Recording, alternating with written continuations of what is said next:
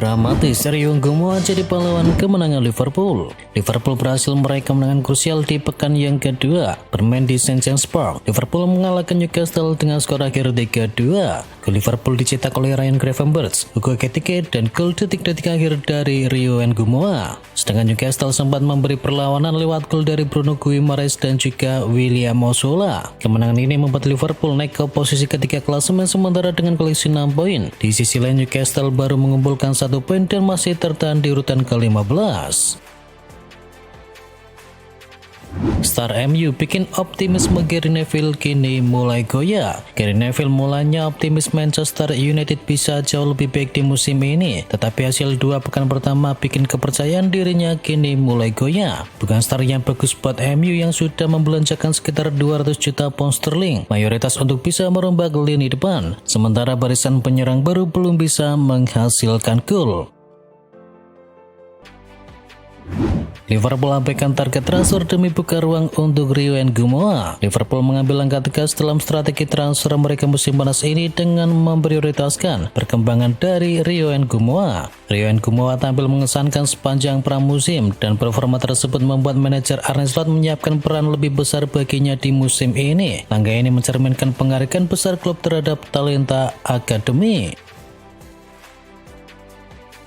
Barcelona tolak lepas gelandang mudanya ke Piala Dunia U20. Walau Barcelona sudah melakukan pendekatan yang hati-hati dalam pemulihan cedera dari Bernal, Federasi Sepak Bola Spanyol menunjukkan minat besar untuk memasukkan nama Bernal ke dalam skuad Spanyol. Federasi Sepak Bola Spanyol menunjukkan minat besar untuk memasukkan nama Bernal ke dalam skuad Spanyol yang akan berlaga di Piala Dunia U20 yang digelar di Chili di tanggal 27 September mendatang. Diungkapkan oleh Mundo Deportivo, Federasi Sepak Bola Spanyol terlebih dahulu menanyakan ketersediaan Bernal untuk turnamen tersebut. Namun Barcelona dengan tegas menolak permintaan itu dan bersikeras bahwa kembalinya gelandang mudanya itu harus dilakukan secara bertahap.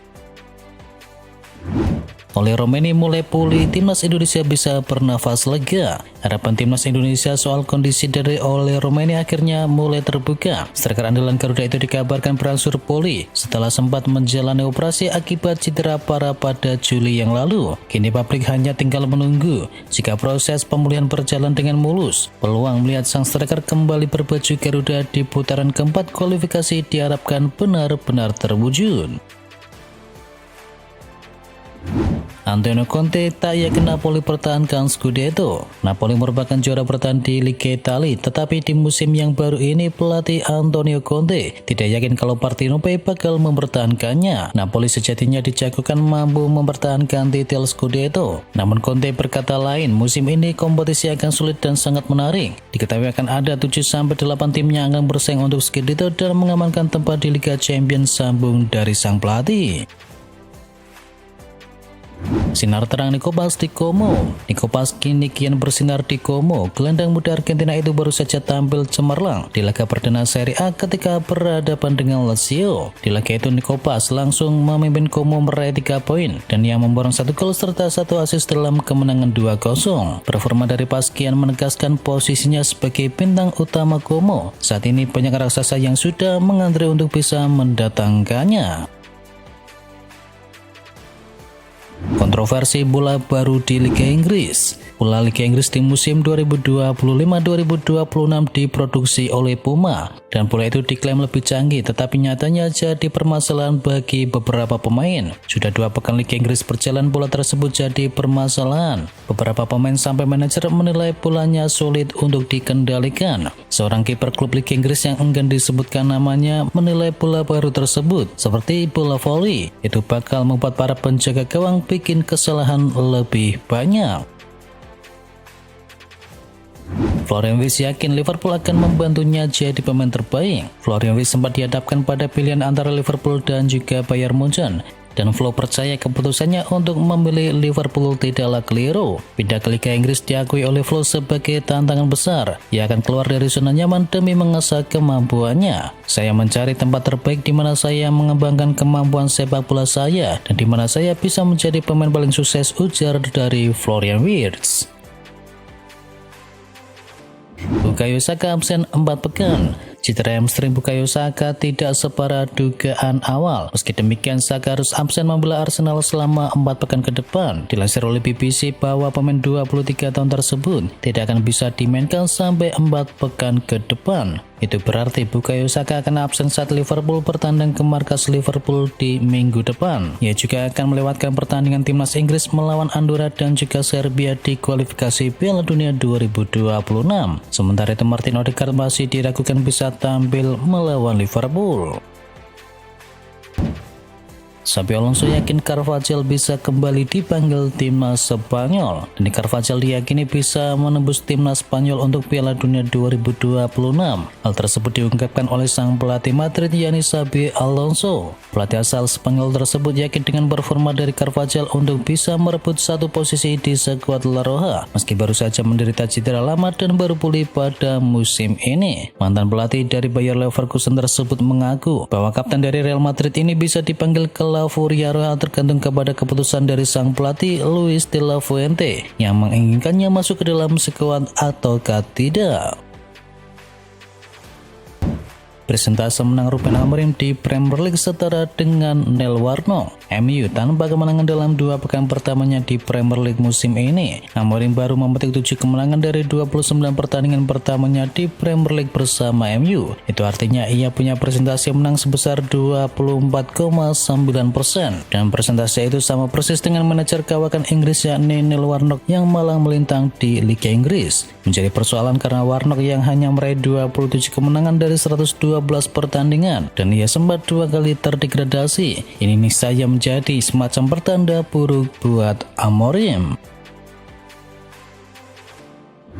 Lini serang 4,5 triliun rupiah, MU masih ompong. Deretan penyerang baru Manchester United belum bisa membuat gol di Liga Inggris musim ini. Satu-satunya gol MU sejauh ini justru lahir dari gol bunuh diri. Matheus Cunha, Bryan Mbeumo dan juga Benjamin Sesko. Total belanja MU untuk ketiga pemain tersebut di angka 206 juta pound sterling. Meski demikian belum ada gol yang dihasilkan dari ketiga pemain tersebut. MU baru menghasilkan 1 gol di Premier League dan itu tercipta lewat gol bunuh diri penyerang Fulham.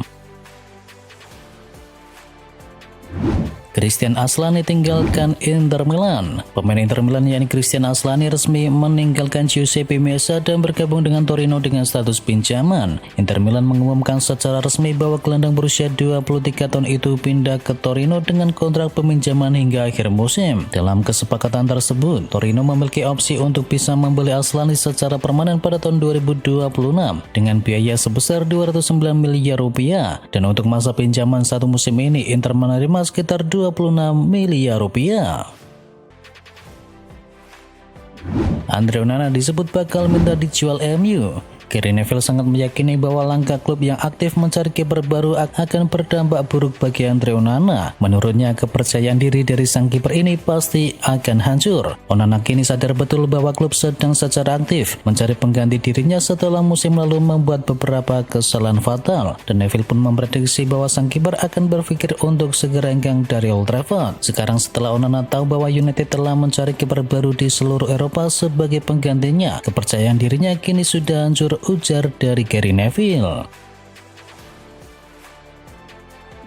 Allegri tegas minta Milan datangkan bek baru. Berdasarkan keterangan dari jurnalis Nicolo Sciarra, Allegri kini memandang lini belakang Milan membutuhkan penambahan personel. Urgensi ini semakin menguat setelah penampilan tim gagal memenuhi harapan di laga pertama. Mary Demiral tampil sebagai opsi prioritas untuk transfer dari perburuan Milan tersebut. Defender berusia 27 tahun itu memiliki pengalaman bermain untuk Juventus dan Atalanta di kancah Serie A. Saat ini Demiral menjalin kontrak bersama klub Arab Saudi Al Ahly. Akan tetapi menurut pemberitaan, pemain tersebut tersedia untuk mempertimbangkan kepulangannya ke benua Eropa. Manchester City siap bajak target transfer dari Liverpool. Upaya Liverpool untuk datangkan McGahey pada bursa transfer musim panas ini diprediksi akan semakin sulit. Bek Crystal Palace tersebut dikabarkan juga menjadi target perburuan dari Manchester City. Berdasarkan laporan dari Daily Star, City dikabarkan akan kehilangan 2 beknya yakni Manuel Akanji dan juga Nathan Ake yang disebut telah berada selangkah lagi untuk menuju pintu keluar Etihad Stadium, mengajukan satu persyaratan khusus kepada klub yang manapun yang akan mendatangkannya. sang bek meminta jaminan mendapatkan menit bermain secara reguler, mengingat ia perlu tampil konsisten untuk mempertahankan tempatnya di timnas Inggris menjelang Piala Dunia 2026. Arsenal ikutan kejar Piero Hincapié. Arsenal kembali mengganggu aktivitas transfer dari Tottenham Hotspur. The Gunners dikabarkan mengejar Piero Hincapié, bek yang sedang dibidik oleh Tottenham. Hincapié punya kontrak sampai tahun 2029 di Leverkusen, dan pemain berusia 23 tahun itu dipagari klausul mencapai 60 juta euro. Arsenal sendiri bergerak mengincar Hincapié bersamaan dengan berniat untuk melepas Jakub Kiwior. Hincapié sedianya juga diincar oleh Tottenham Hotspur. The Lilywhits ingin meminjamnya dulu dengan opsi dipermanenkan, dan jika Arsenal berhasil mendatangkan Piero Hincapié, The Gunners untuk kedua kalinya secara beruntun menikung Tottenham Hotspur. PSSI tunjuk Alexander Suarez jadi Direktur Teknik. PSSI akhirnya resmi menunjuk Alexander Suarez sebagai Direktur Teknik yang baru. Nama pria asal Belanda itu bukan sosok yang sembarangan, sebab ia punya rekam jejak gemilang bersama timnas Yordania dalam beberapa tahun terakhir. Alexander langsung menunjukkan peran strategisnya. Ia membantu mengembangkan sistem sepak bola di level tim nasional hingga mampu membawa Yordania ke level tertinggi dalam sejarah mereka.